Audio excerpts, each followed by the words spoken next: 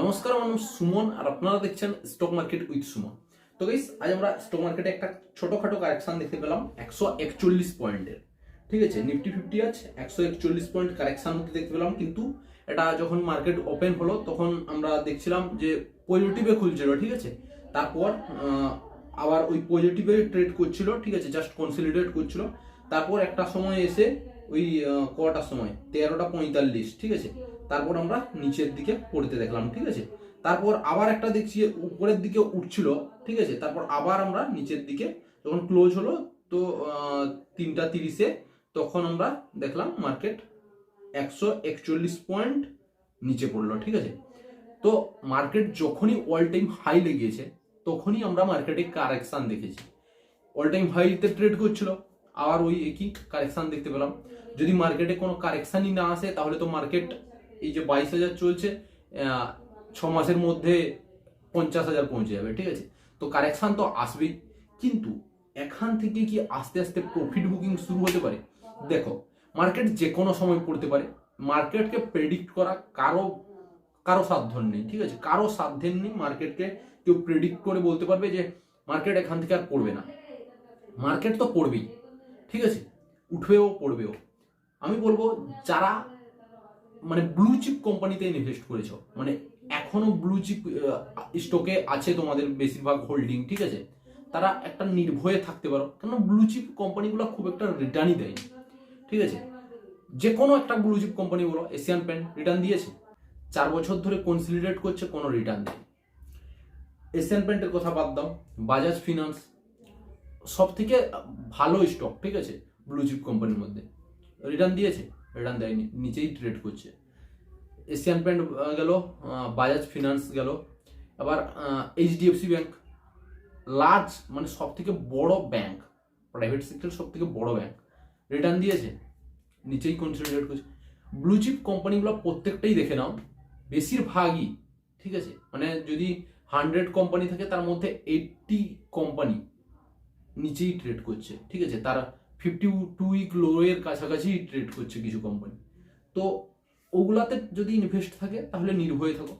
হ্যাঁ, যারা small ক্যাপে invest করেছো আর 1 বছর ঠিক বলবো না, 1.5 বছর হলো রিটার্ন দিয়েই যাচ্ছে প্রায়, যারা স্মল ক্যাপ কোনো মিউচুয়াল ফান্ডে ইনভেস্ট করেছো তারা দেখবে 40%, 50%, 60% পর্যন্ত 1 বছরে প্রফিট দেখা যাচ্ছে। ঠিক আছে, তো 1 বছরে 60%, এখানে যে মামা বাড়ির আবদার হয়েছে।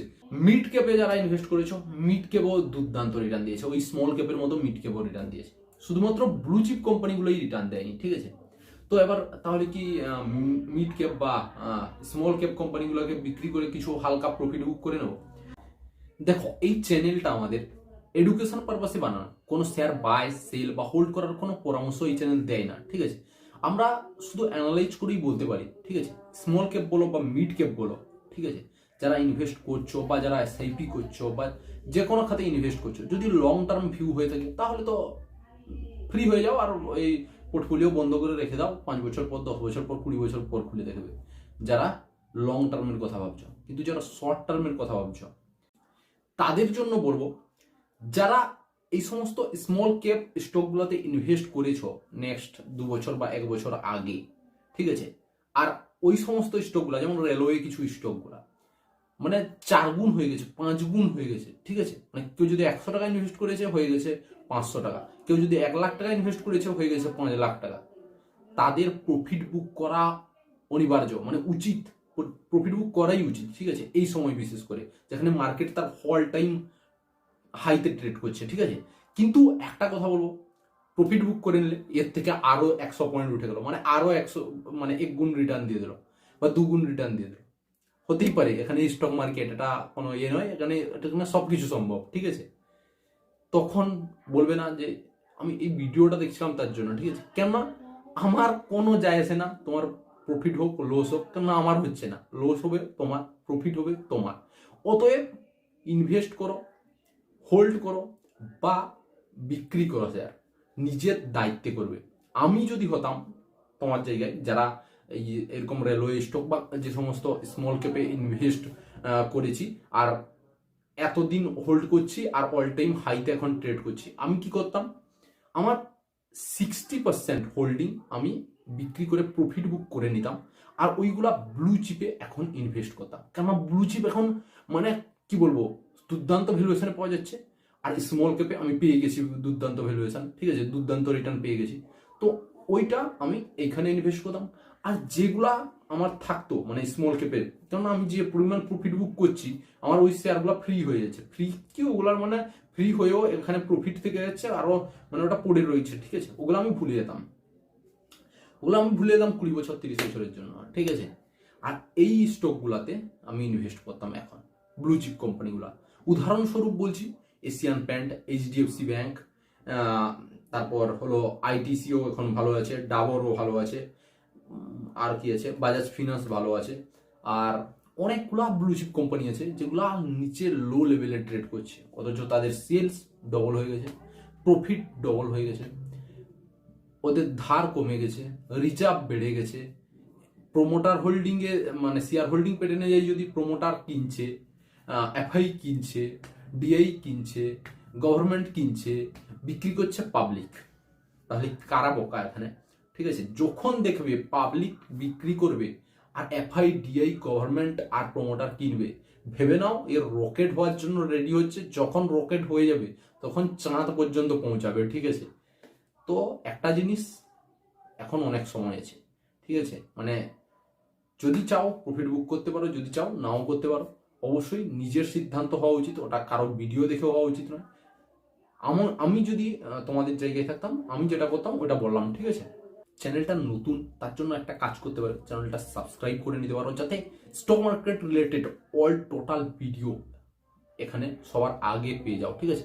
স্টক মার্কেটের অল টোটাল আপডেট সবার আগে পেয়ে যাও। আজকের ভিডিওটা যদি একটু হেল্পফুল হয়ে থাকে তোমার জন্য, তাহলে অবশ্যই একটা লাইক করে দেবে। তোমরা কি টপিকে ভিডিও চাও কমেন্ট করে জানাতে ভুলবে না, ঠিক আছে। আমি বুঝতে পারছি না কি টপিকে ভিডিও বানাবো, তোমরা কি টপিকের ভিডিও দেখতে চাও, ঠিক আছে। যে কোনো স্টক রিলেটেড যদি তোমাদের কোনো কোয়ারি থাকে, যদি কোনো রকম কোশ্চেন থাকে, অবশ্যই কমেন্ট করে জানাতে ভুলবে না। আমি ওই স্টক নিয়ে ডিটেলসে আলোচনা করে দেবো, আর কমেন্টে তোমাকে রিপ্লাই করেও জানিয়ে দেবো, ঠিক আছে, অল টোটাল কিভাবে অ্যানালাইজ করতে হয়, ঠিক আছে।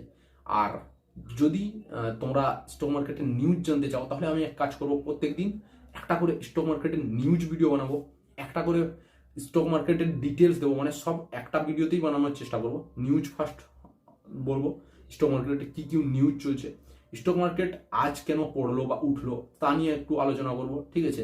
এফআইডিআই কত কিনলো বিক্রি করলো ওগুলা নিয়ে আলোচনা করব। তারপর কোন স্টকটা এখন কেনা উচিত বা কোন স্টকটা এখন বিক্রি করা উচিত সেটা নিয়ে আলোচনা করব। তারপর কিভাবে স্টকে ইনভেস্ট করে একটা মোটামুটি ইনকাম করতে পারবে, মানে একটা মোটামুটি মানে ভালোই ইনকাম করতে পারবে, সেটা নিয়েও আলোচনা করব, ঠিক আছে। তারপর স্টক মার্কেট থেকে কিভাবে একটা লং টার্মে মোটা টাকা কামাতে পারবে, যেটা থেকে তুমি ফিনান্সিয়াল ফ্রিডম পেয়ে যাবে, ঠিক আছে, মানে আর টাকা কামানোর দরকারই হবে না, ঠিক আছে।